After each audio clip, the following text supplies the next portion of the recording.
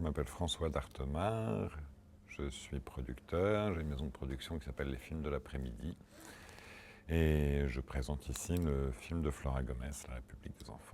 La République des enfants, c'est une fable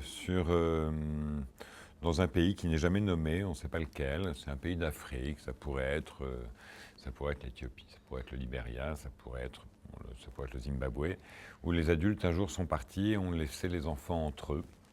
Et les enfants ont réorganisé une société plutôt assez harmonieuse et où les choses se passent plutôt bien, jusqu'au jour où ils reçoivent 5 enfants soldats qui sont a priori inadaptés à cette vie, qui arrivent avec leur violence, la violence de leurs expériences et de leur vie passée. Et le film va être l'intégration de ces 5 enfants soldats dans la République. Et puis en parallèle, les enfants vont s'apercevoir qu'ils ne grandissent plus et qu'ils ont besoin des adultes. Et ils vont partir à la recherche de leurs parents et essayer de les faire revenir dans leur ville.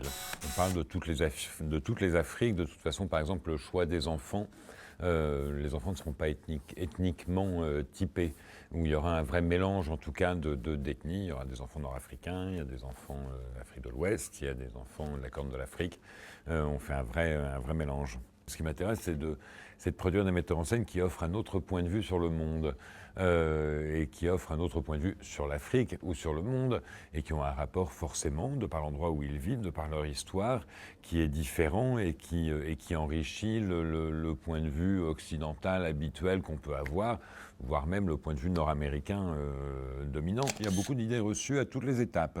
Il y a beaucoup d'idées reçues au moment de la fabrication.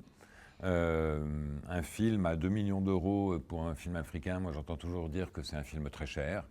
C'est pourtant largement inférieur à la moyenne d'un film français. Les films africains sont souvent dans un ghetto qui est celui des films africains et des festivals qui les montrent.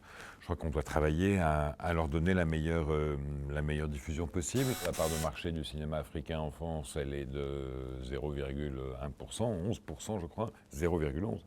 Et c'est l'un des meilleurs taux en Europe. Donc je crois qu'il faut aussi que ces films-là soient vus par d'autres. Moi, le cinéma africain que j'aimerais voir, ce serait un cinéma qui nous parle de plus en plus de l'Afrique d'aujourd'hui et d'une Afrique contemporaine et de l'Afrique de demain. J'ai l'impression que pendant très longtemps, mais je ne suis pas sûr que ce soit un reproche qu'on puisse faire au cinéma africain. C'est peut-être un reproche qu'on doit faire à l'image qu'on a de l'Afrique ou qu'on attend de l'Afrique ou de ce qu'on est prêt à voir sur l'Afrique.